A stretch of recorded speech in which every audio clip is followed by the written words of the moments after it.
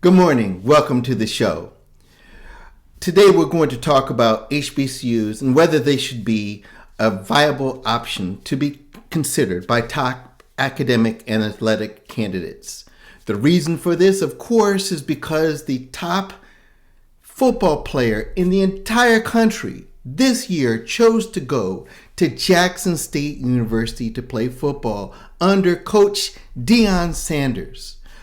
And Jackson State University is, of course, a historically black college and university.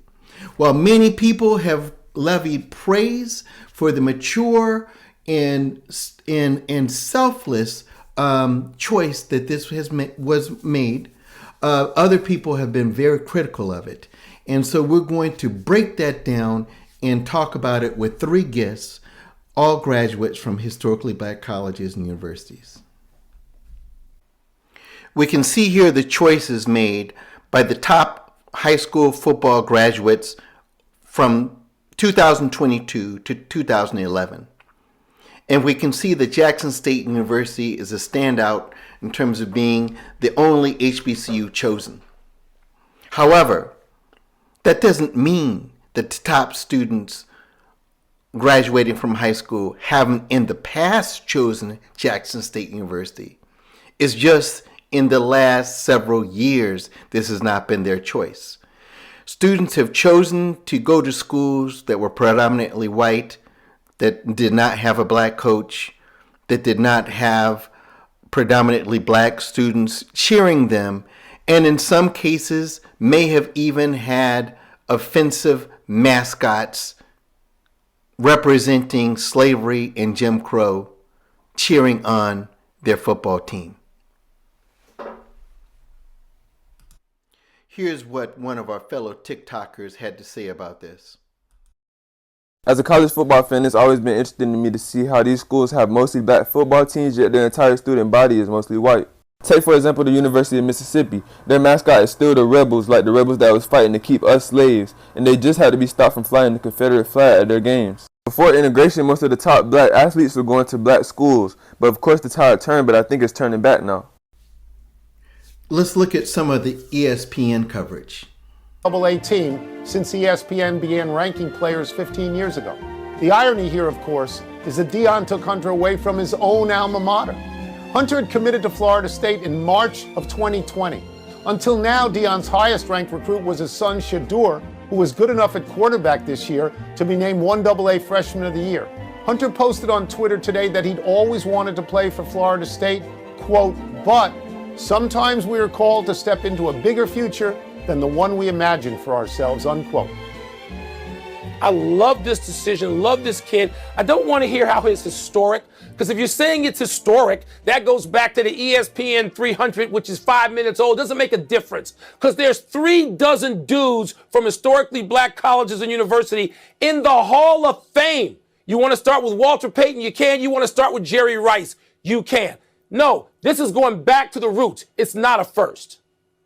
I mean, it's a great move for college football. It's a great move for student athletes. What just happened is this college football or athletics program with about $8 million of budget just pulled a student athlete away from a Florida State that has, what, 9 figures in terms of an athletic budget. And the best part about it was his statement when he talked about the meaning of HBCUs, or he talked about what it meant to him to start something. And, you know, when you're 18, 17 years old and you're talking about making a lasting impact for years to come on something that really matters to you, like, that's separate from football. And now that's something that student athletes can really take into account, because, you know, people complain about, oh, if you've seen it tweeted, now you can pay an athlete to go to whatever school you want them to go to, and maybe they're referring to obviously NIL, but come on, wasn't that happening behind the scenes all the time, where these bigger programs were finding ways to pay these student athletes? So now you can do it above board and for better reasons than just, hey, hoarding all the top talent in the country just in a few areas. I think it was a great day and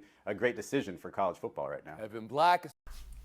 But now, all of a sudden, some of the commentators that normally probably wouldn't even care where Travis Hunter went to are so concerned about his well-being that they have to be critical of this young man's choice.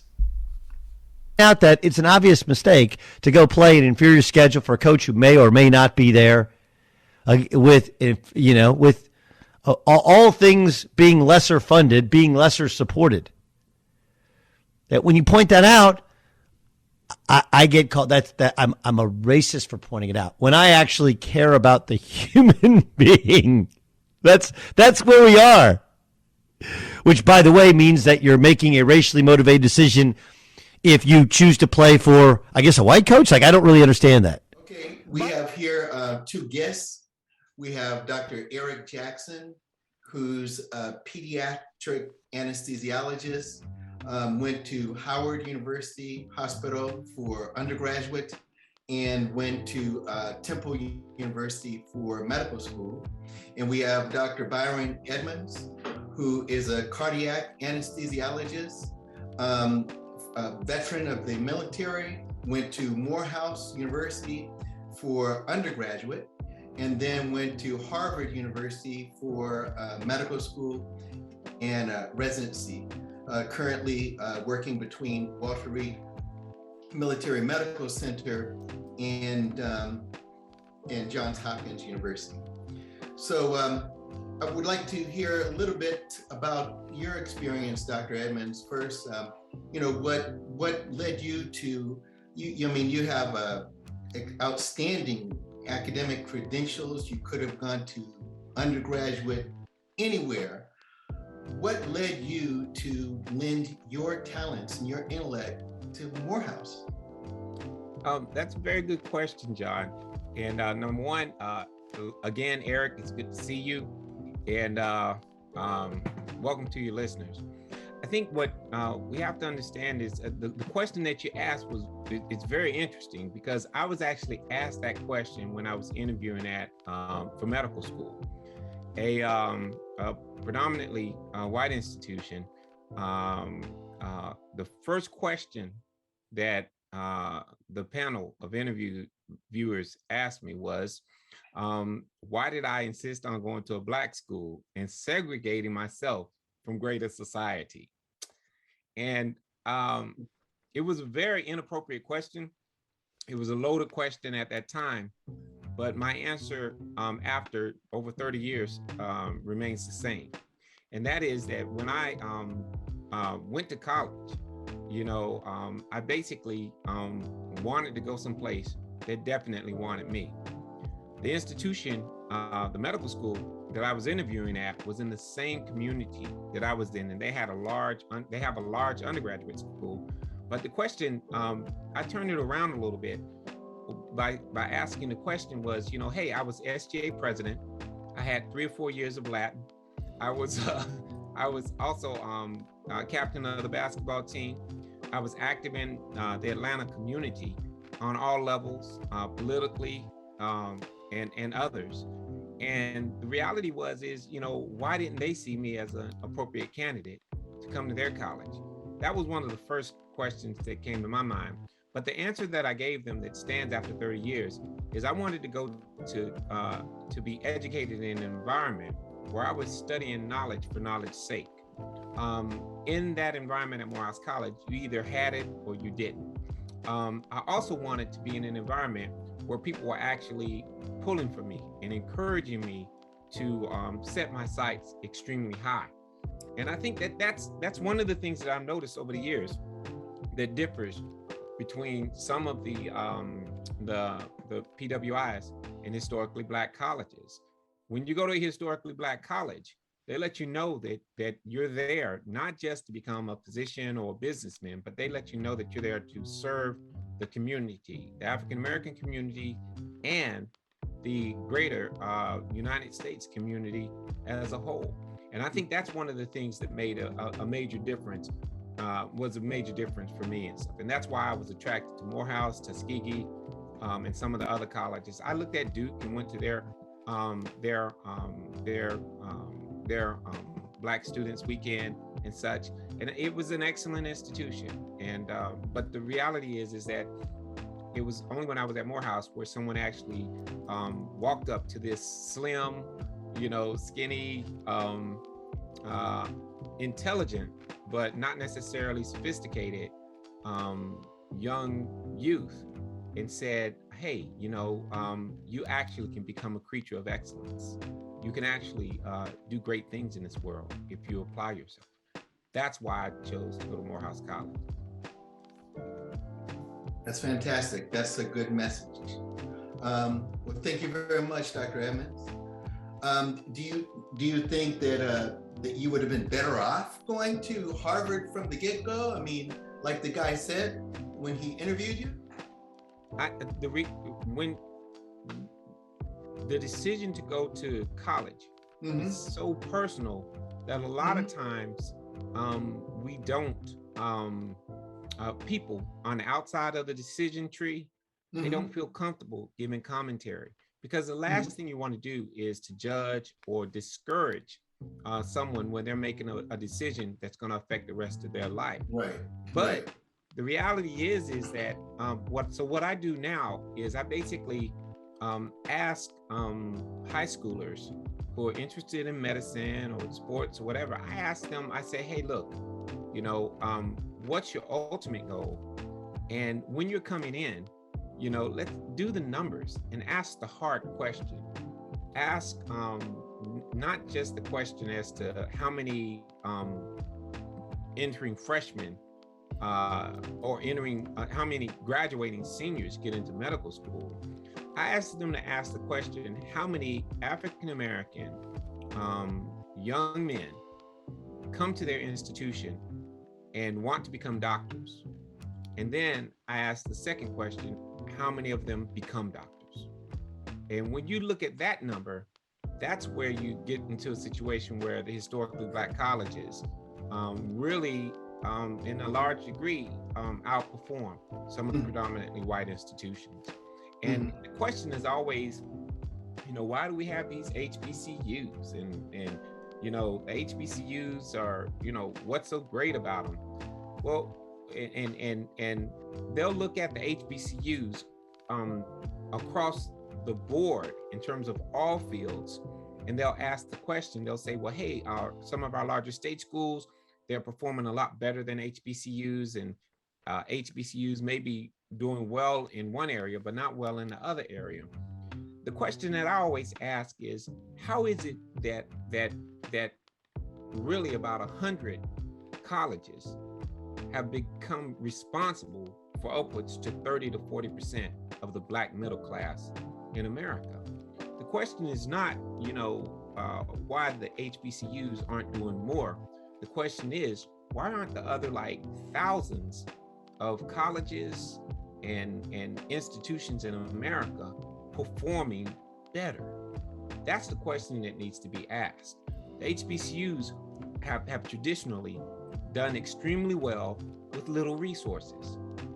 The question is, why is it you can have an institution like Brigham Young University, University of Michigan, or even Harvard, and the numbers of African Americans and African American men in particular getting into medical school, their numbers pale in comparison to Xavier, or Morehouse. If you look at the number of Black men to get into medical school in America, the leading institution right now is University of Maryland.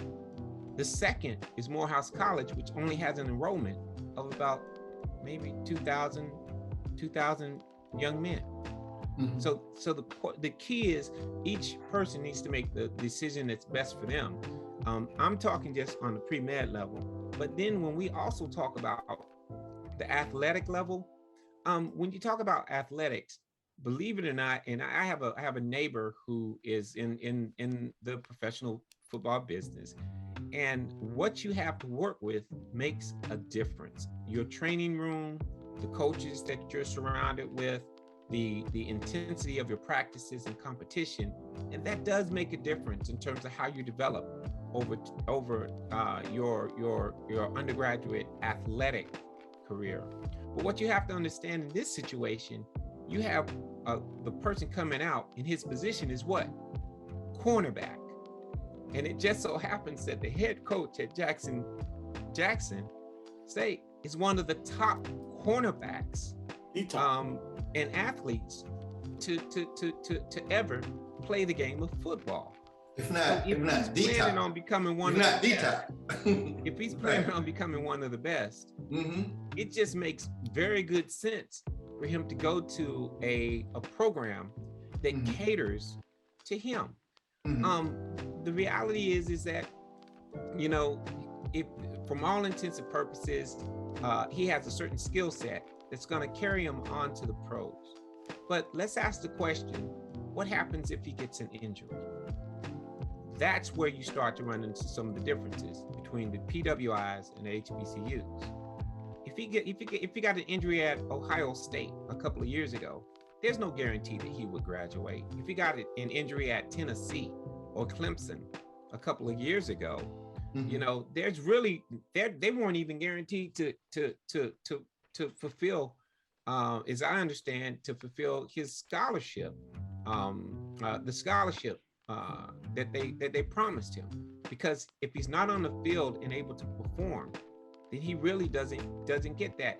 If he goes to Jackson, when he goes to the HBCU, he'll come out of there, whether he is football ready on the pro level or not, he'll come out of there a well-rounded, disciplined young man who has a purpose and who's geared towards service, towards his community at the worst.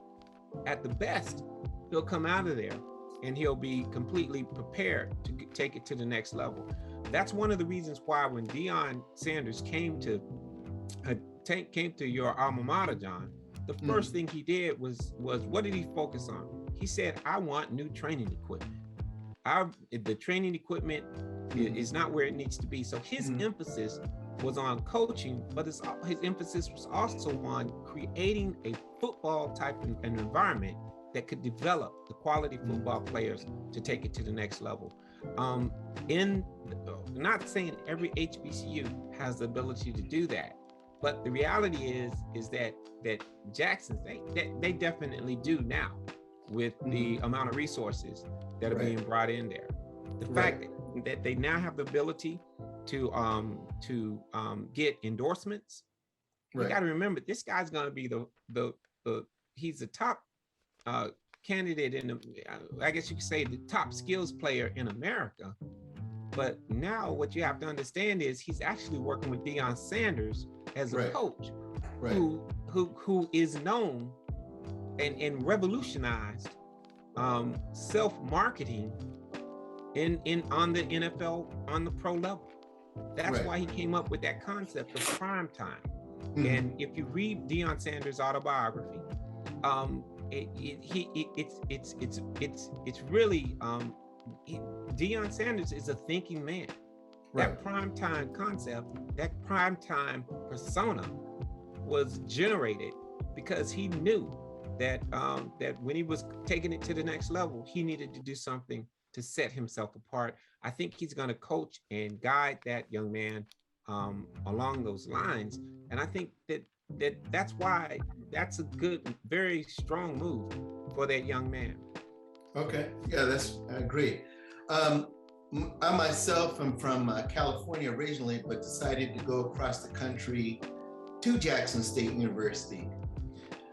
Unlike you were a little bit ahead of me, quite a bit ahead of me, Dr. Edmonds, because I didn't know what I wanted to do when I first came to Jackson State. But it was at Jackson State, seeing those mentors and examples, and that was where I got the idea that I could even become a physician.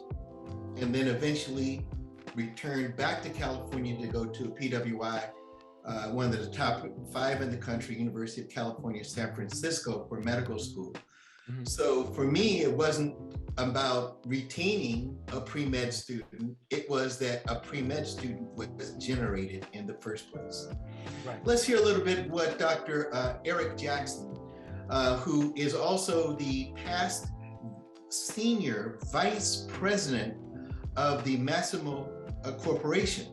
In addition to his medical accolades, he has a lot of administrative chops. Let's hear what his story is and what his opinion is regarding top athletic scholars as well as non-athletic scholars going to an HBCU as a viable possibility versus going to a PWI. Dr. Jackson? Thank you, Dr. Sampson, for this opportunity to fellowship with you and Dr. Edmonds.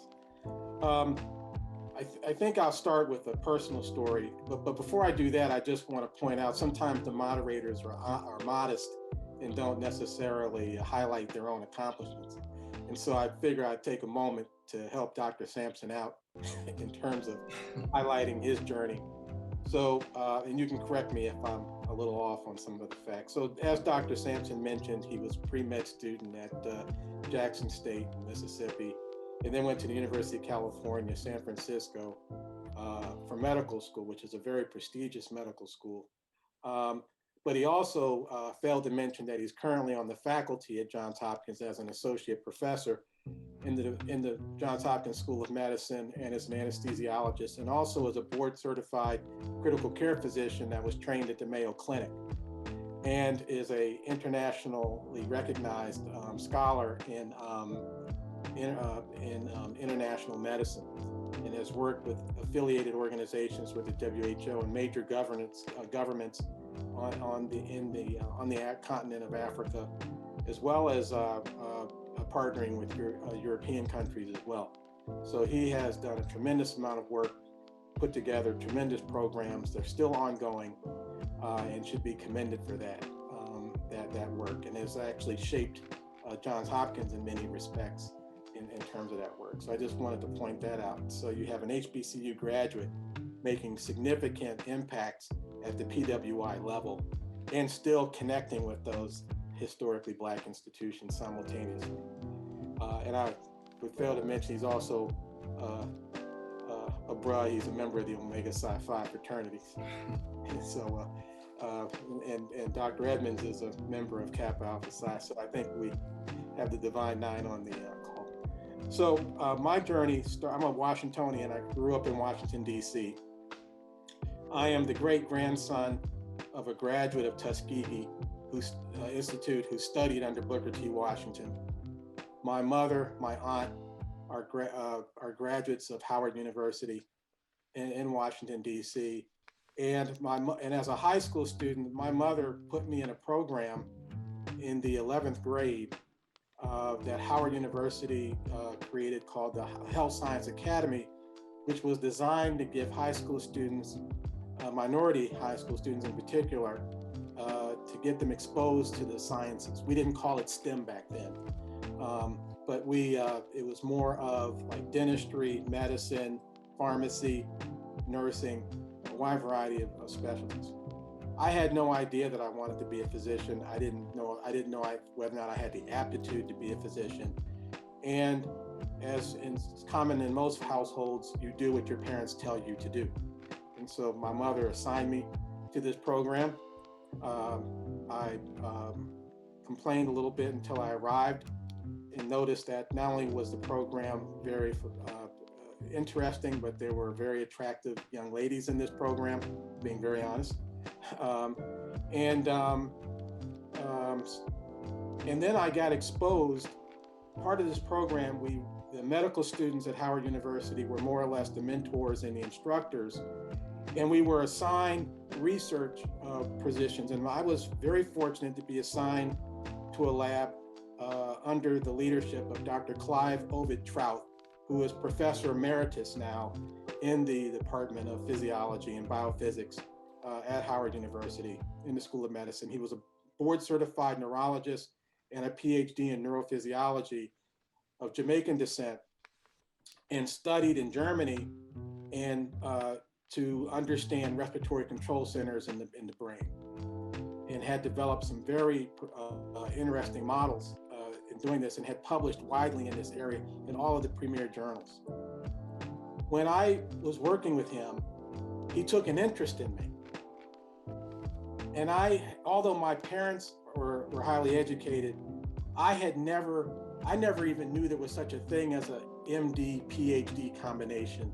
I never knew there was an African American that had these kind of credentials. And I was mesmerized and captivated by his knowledge. He had a very deep baritone voice. He was very kind. He was very, he loved to teach. He had PhD grad students in the lab, and they loved to teach. And I was just a sponge. I had never been exposed to this before. I never had people surround me like that and take an interest in and it was an NIH funded lab. And so they had a lot of rigor in that lab. The other part of the program, which was remarkable, was we had a mandatory clinical rotation. And I was fortunate enough to be assigned to Dr. DeWitty, who was an surgical oncologist. And he worked under Dr. Lascelles Lafall, who was the chairman of surgery at the time and the first African-American president of the American Cancer Society, and then went on to become president of the American College of Surgeons and was one of the preeminent breast cancer surgeons in the world. He graduated summa cum laude from, I believe, Florida A&M, and then went to Howard University and graduated number one in his class, I think in 1952, at the age of 21. I had never been exposed to that level of Black excellence in my life. No one told me about this. And here I am serendipitously encountering two individuals who then took an interest in me. He took me to the operating room. He showed me what he was doing. He was so high energy. I didn't understand anything he was saying, but man, did it sound good. It sounded good. And so I went home and I told my mom, they think I can become a doctor. I'm going to Howard. I only applied to one other school, that was actually two other schools, George Washington University and Maryland. At that time, I didn't want to be too far away from home for a variety of reasons. And I went to Howard and went there on a NIH-funded scholarship to work in the lab with Dr. Trout. And that was my major motivation. So a serendipitous encounter as a high school student that then exposed me to these Black men who were just mesmerizing. And then the students were also, I looked at the students the way that medical students, the way that someone would look at an NFL draft pick. I would see those big, thick books, and I would just, and I would look at what they were reading, and I just said, oh my God, these kids are smart. I want to be like that. Right. And so it was a very nurturing, warm environment. It just so happened that Desmond Tutu's daughter was there the same year I was there. Turned out Kamala Harris was there at the same time I was there. I didn't know her, to be clear, I didn't know her, but she was in the same class, same time with me. And it was people on that campus just like that. All walks of life. If you wanted to be a nerd, there were plenty of nerds. If you wanted to be a jock, there were plenty of jocks. If you wanted to, whatever you wanted to do, there were Blacks from Alaska. There were Blacks from all over the place. I mean, whatever you wanted to do, they had it. And so that was my motivation to go there. Now, it just so happened that at that time, I believe 60% of the African-American physicians in the United States were graduates of Howard University. Obviously, Meharry had a major role, but at that time, and we're talking about 1980s, I was there around 83, 84, 88, around that time period. 60% of the physicians Black physicians in the United States came from Howard University. So that's what I was working with. And so turned out I married a Howard University a student from the West Indies. She was number 3 in her class in the School of Pharmacy. She was a valedictorian in Trinidad. She chose Howard University because the Prime Minister, Eric Williams, was a Howard University graduate. and that was literally the decision tree. Eric Williams, who was a scholar and helped transition the Trinidadian government from the British rule peacefully. And so for them, it was very simple. He was a Howard person. Therefore, a lot of Trinidadians end up going to Howard and HBC for that reason. And so it was, and then she ended up going to Howard University School of Medicine, ironically, and got trained by Dr. Lascelles Lafall and many other greats that were there. I then left and ended up in a PWI institution. I went to Temple for School of Medicine, and then I ended up at Johns Hopkins for all my training, and had wonderful experiences there. And I too was asked the question, why Howard? And I didn't know how to answer that question. If you had asked me that question when I was at Howard, I still was developing. I didn't have a fully formed answer. I had to leave or graduate and experience other things. And then I really understood one of the things that Howard gave me that was very powerful. And I was asked this question even when I was at Masimo, which is one of the largest medical device companies in the world. And I've had several leadership roles that we can do in another conversation. But one of the responses I gave was retrospectively, and I didn't know this at the time, but my time at Howard, believe it or not, gave me an understanding of what it must be like to be white in the United States. Because no one cared, I wasn't cataloged as an African-American student on that campus. I would walk around campus. If I went to a class, if I had an issue with the professor, whether the professor was white, black, Indian, Chinese, didn't matter. It was just a personal interaction that was either favorable or unfavorable. It didn't have a lot of the undertone because race wasn't, because everybody, about 80% of the student body at the time I was there was African American. So, by the way, another myth with HBCUs is that they're just African Americans there. It turns out that's not the case. Not at all. Not at all. It's like a large population of, for example, one of my fellow interns when I was an Orthodox Jew, pre-med with me. And we ended up doing our internship at Sinai Hospital of Baltimore together and kind of joked and said, you know what, who knew we'd go from there to there. So, and then when you go to grad school, the percentage of non-African Americans increases to somewhere in the neighborhood of like 30% sometimes, I think, in the School of Dentistry, at least the time I was there. I haven't looked at current numbers. So the HBCUs have done a wonderful job.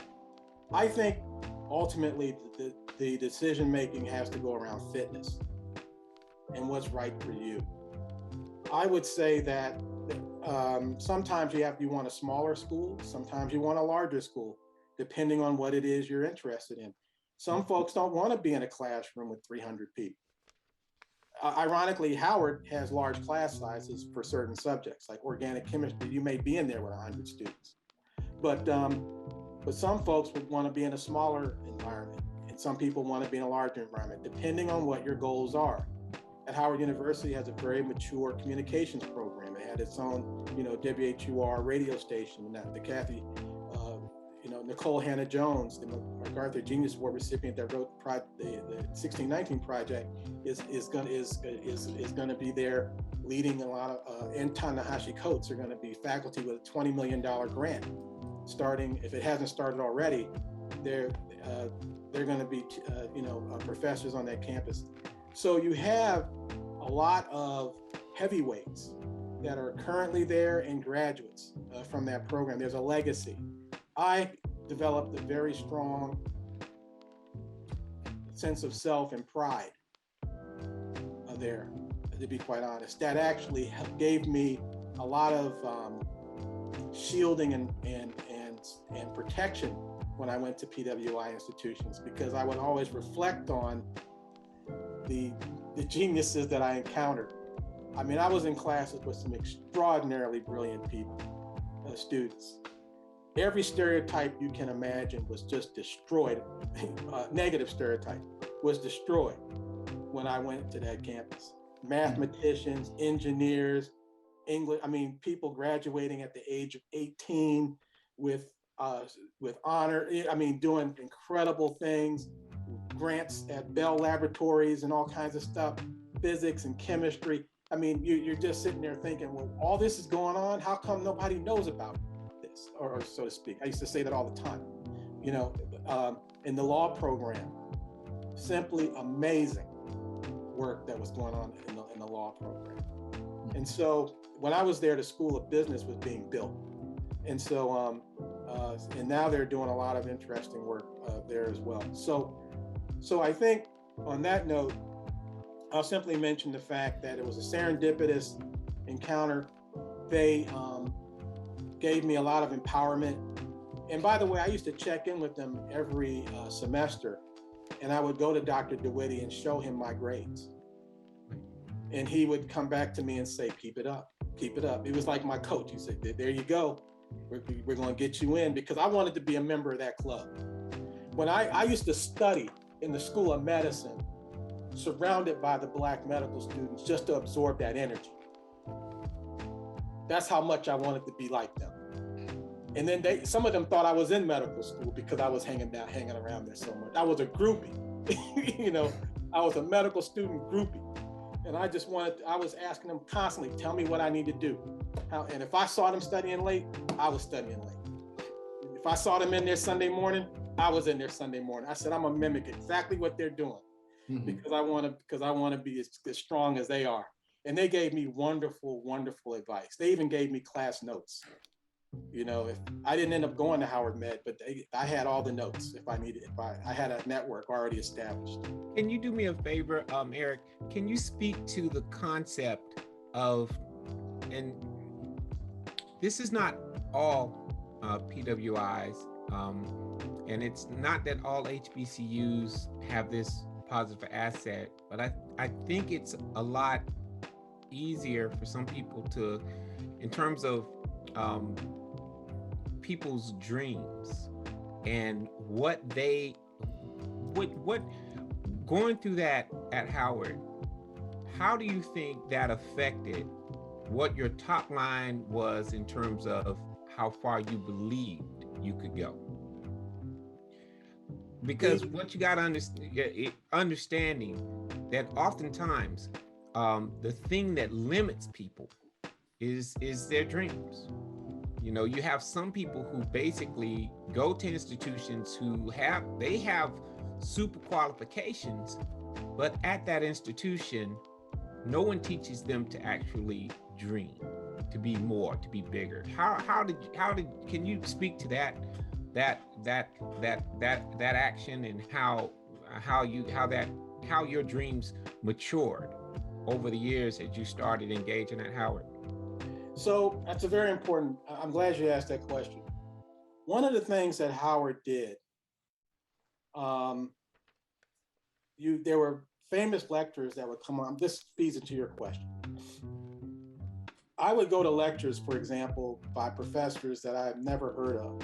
I remember a lecture by Ivan Van Sertima called They Came Before Columbus. They came before Columbus, absolutely. And he was a West Indian. Mm-hmm. And he was in the School of Engineering, of all places, giving a lecture. Yeah. And I was invited by a neighbor who was a fellow classmate. He said, Eric, you got to come hear this guy. I said, what? I got to study, man. Well, I don't, He said, no, come with me. This is interesting. He's going over a book he just wrote. And my point, the reason I tell that story is the knowledge that was the atmosphere was a constant reminder of the greatness of the Black diaspora. Absolutely. But more importantly, it wasn't taught as an anti-white philosophy. That was never the message. Excellent point. It was not Blacks did this and whites are terrible. That was not the message. And by the way, when I was there, that was the Free South Africa movement. Right. So the Black Student Union had pictures of Soweto and those things. And so you could not get off that campus and not understand what was going on. Mm-hmm. You couldn't go on a date with a young lady if you weren't literate in those areas. Right. Because she wasn't going to waste her time with you if you weren't up to date right. on these things. But my point is that we were also exposed to leaders around the country and around the world. Like, for example, when you go to Howard University, they would have a thing up, the first Black neurosurgeon in Africa was taught at Howard University, right. And so Jesse Barber, the first Black neurosurgeon, was at Howard University. So you look at that and you say, well, wait a minute. And then you're talking to these guys. Mordecai Johnson, I met him I mean, he used to play violin and so forth. This is back in the 50s and 60s. I met that man, and he still had an encyclopedic recollection of anatomy. Right. You know, I so when think you're that, exposed to that, that gave me the confidence that I could go out there and do something, because I also knew Debbie Allen and Felicia Rashad were graduates. I mean, I knew the network. So there was no ceiling, there was no limit to my imagination once I was plugged in. Absolutely. And I think that the point that you made, you mentioned the concept. You said you were aware and you couldn't really almost date unless you were current on, you know, some of the larger international challenges going at Morehouse College. Our institution was similar. Every Tuesday and Thursday for freshmen, they bring in speakers to basically, you know, from across America, leaders in business, leaders in religion, you know, all of those people. And you'd have to go to chapel, literally. They don't call it chapel now, but basically you go 2 times a week on Tuesdays and Thursdays. There was a mandatory assembly where you went to listen to thinkers and the current thought provokers. But the one thing that I want to just point out, John, about Eric, is what you were really describing, Eric, is that at Howard University, in order for you to get along, you were required to be woke. Just in the past 2 or 3 years, couple of years, since we've had these tragedies and engagement with police, being woke is something that's looked upon favorably. And we have people Facebooking about being woke, and you have all of this new, it's beautiful information coming out about African Americans and the importance of being engaged in society and engaged in change. But what you have to understand is that the crucible at the HBCUs has been doing that for decades and decades and decades. So just like you, we had something similar. The concept of Pan-Africanism. Yes, I saw Ivan Van Sertima at one of those assemblies where he would come and speak. The reality is that at HBCUs, we were woke, and it wasn't to detract from the greater American society. We were actually encouraged to be leaders and servers, with the understanding that as we change America, we impact our community. So that's one of the things that we know. You vote, you participate in politics, you support your church, your community, and your family. And I think that that's one of those woke concepts that people looked upon as new over the past 2 to 3 years. But the reality is that's how we were brought along. We were woke, we awakened as freshmen on these HBCU campuses. And I think that concept of being woke, think about what happens if this athlete, this number one, athlete in America, when he goes to Jackson State. Can you imagine how awakened he's going to be when he gets to understand,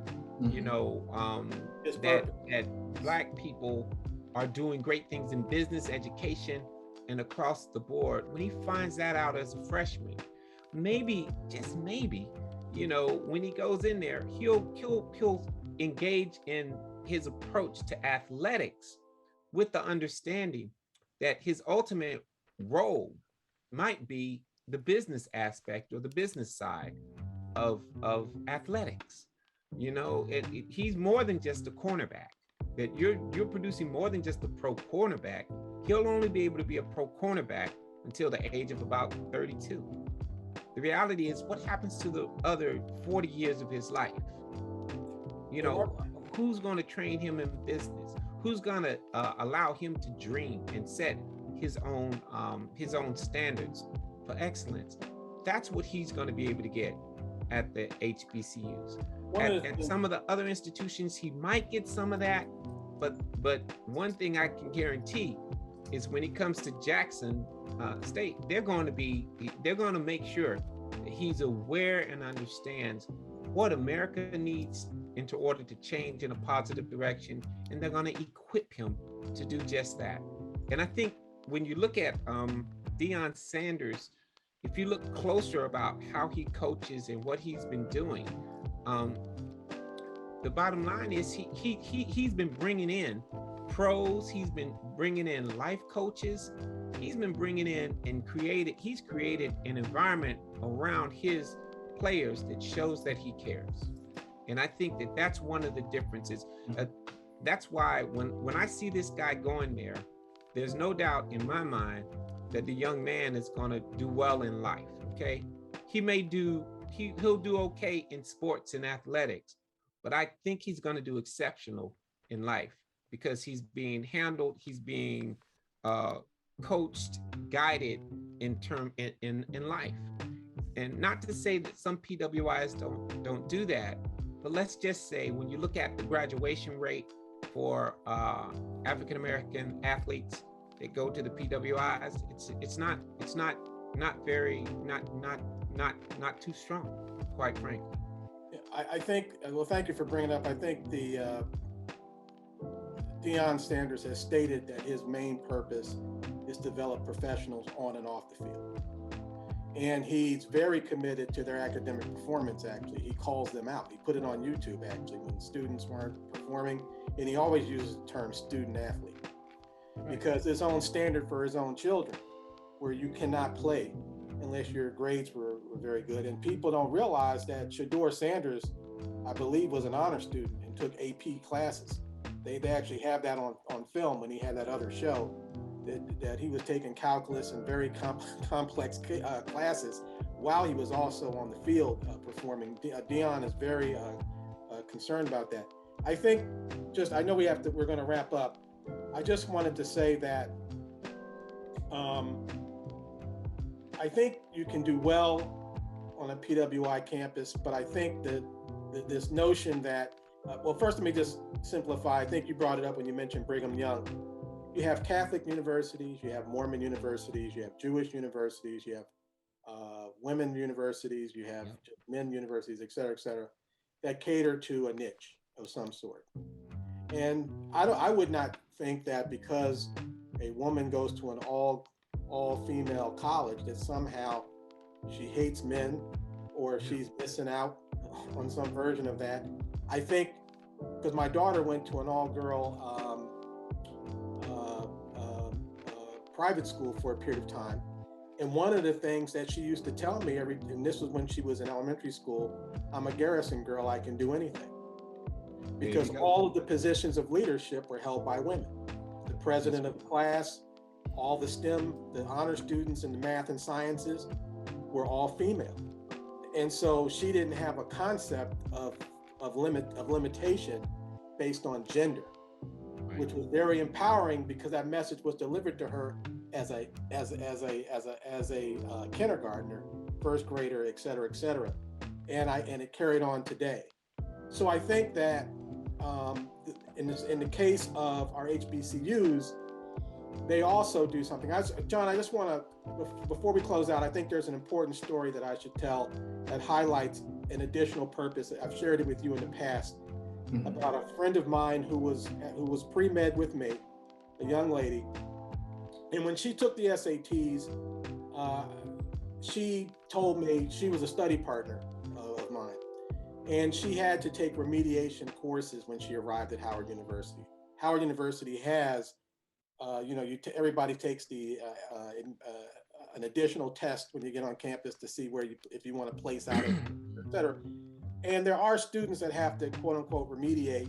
And Howard, at the time I was there, had a remediation curriculum for this because their greater mission was to take these raw diamonds and take chances on them that others wouldn't and get them to where they need to go. The point is that this young lady had to spend an entire year remediating. She said her SAT scores were so low, it was like 400 on a 1600 scale. And she was however, her grades were reasonably good, but her SAT scores were just terrible.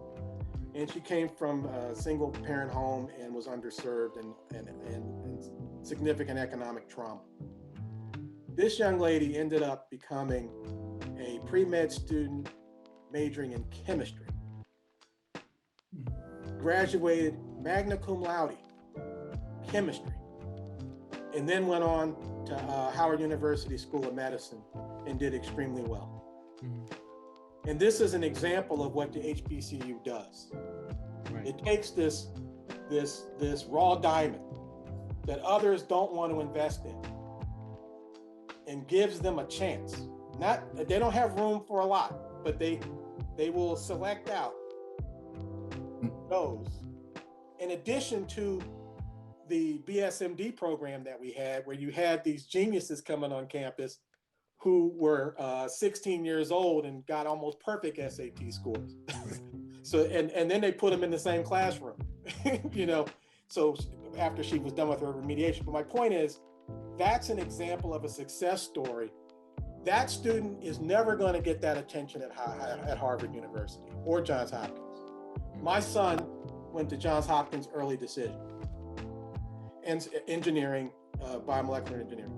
They would have, if he had her situation, he wouldn't have had a chance in that. So this is an example of a. Now I'm a little bit free associating, but I don't think I think she did internal medicine, but I want to connect how that choice that Howard made impacts healthcare outcomes. We have data now that demonstrates that Black women's health, particularly in OBGYN, pregnancy outcome, improves when they're cared for by Black physicians. We're not saying that white physicians don't care and are not attentive. I'm not making that claim.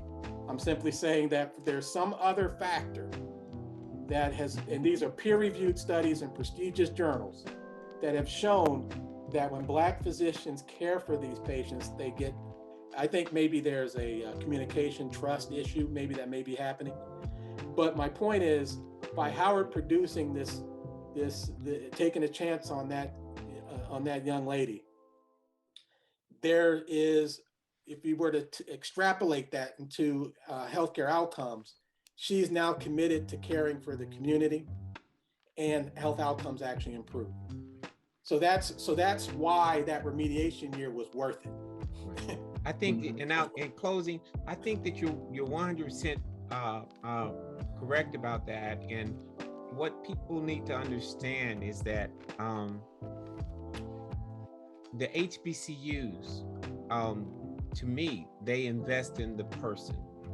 It's not so much what you have coming in the door; it's what you have when you graduate. And I have similar stories as that, but what it is I don't want to just tell the audience about token people who've done well. I do want them to understand that at these HBCUs, there's a sense of community, there's a sense of camaraderie, there's a sense of understanding that we are going to make it and change the world together. But the other thing that I'll simply say is that, it's with this athlete, with the athletes that are coming in, and I don't want to negate to make it seem like it's a small thing. If you believe that Clemson is where you need to go to, or Tennessee is where you need to go to play football because they have multi-million-dollar athletic compounds and such, more power to you. What I'm saying is that when you go there, as the students, make sure that you have a clear understanding that you are part of a diaspora, and that the community is going to be dependent upon you to affect change, and for you to use the education that you get through athletics to actually have an impact on the world. So they will wake up eventually, and that's Colin Kaepernick. When you look at his story, he woke up eventually, Right. But what you have to understand is that that these young people are making a decision on what environment to go to. They're being supported by their families. And I think that people need to understand that HBCU, the HBCU community stands ready to mold and help develop young men and women into the future leaders in America. Yes, and I think those are wonderful remarks, and I'll just make this very short comment. If a 4-star, 5-star rated athlete chooses to go to a PWI institution, one of the questions that I would ask them, if they happen to be of African American descent, or let's say Black student athlete, because I want to make sure the West Indians don't feel left out, or Africans. How is that institution participating in the community?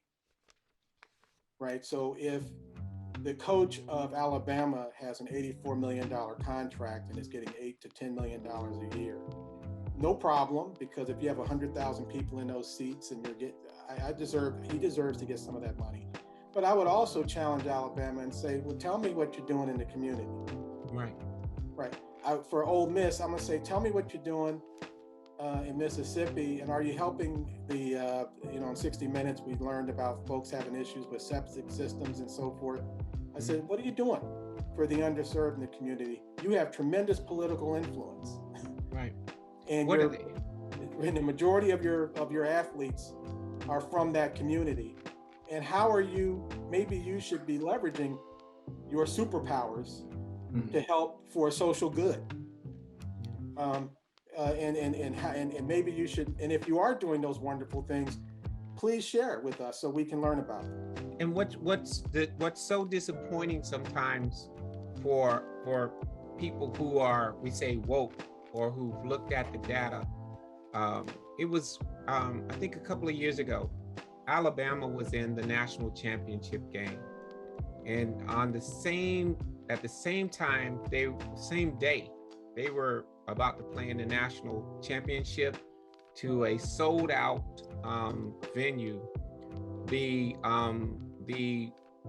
statistics came out on the death rates for women, all women during pregnancy. And what was found was that if you had a child in the state of Alabama, there was about a 4 times your child had there was a 4 times your child had 4 times the rate of death than someone who was born in the state of Massachusetts. So at the same time, they were promoting and cheering on the greatness of the University of Alabama, just sobering statistics were coming out in terms of maternal fetal health and mortality. And I challenge you to look at some of the larger football states and athletic states. Let's look at Georgia. Let's look at Mississippi. Let's look at Alabama. Let's look at Louisiana.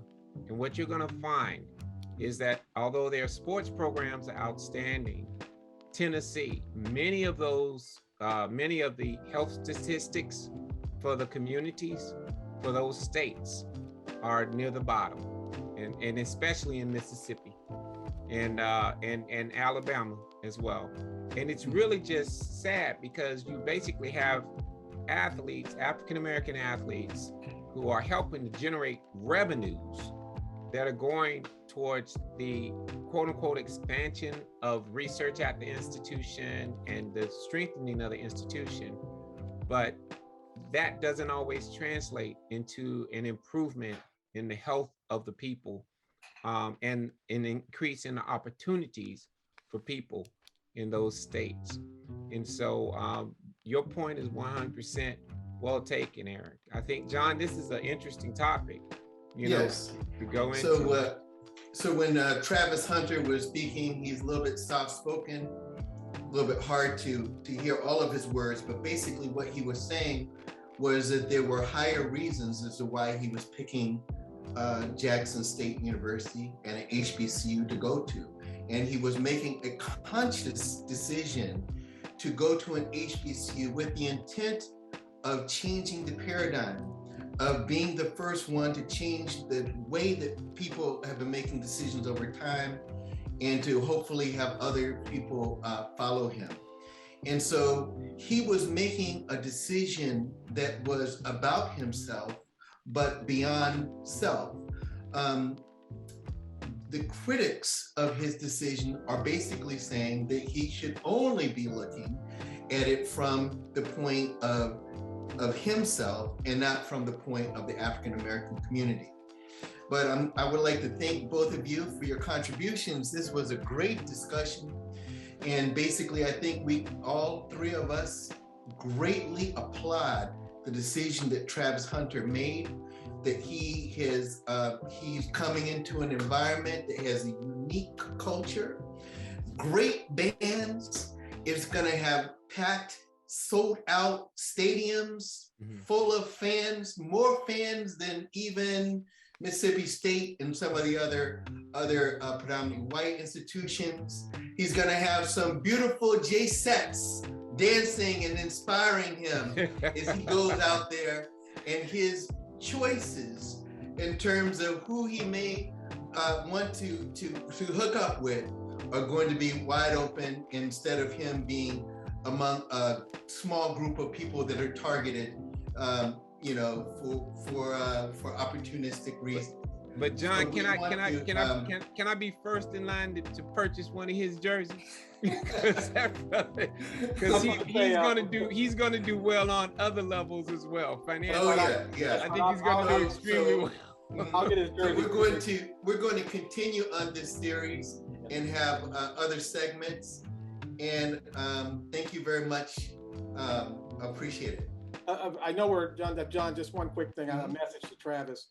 Travis, while you're at Jackson State, we know you're going to do wonderful things. We're proud of you. We support you. We're praying for you and your family. We're praying for Dion and as well as Hugh Jackson and the others that are doing wonderful work. We want you to be a student athlete. We want you to emphasize student. Go there and absorb as much knowledge as you can, and so that knowledge is a lifetime gift. At some point, your knees will wear out, but your brain will continue to function. And so, Amen. So go to Jackson U and absorb as much knowledge as power. The more you know, the stronger you are, because knowledge is power. Thank you. I would like to thank our two guests, Dr. Eric Jackson, formerly of Howard University, and then a graduate of Temple University, and Dr. Byron Edmonds, who is a graduate of Morehouse University, followed by Harvard University. Both of them are outstanding physicians, academicians, and administrators currently practicing successfully today.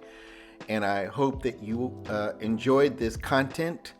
And once again, like, subscribe, or both. See you at the next show.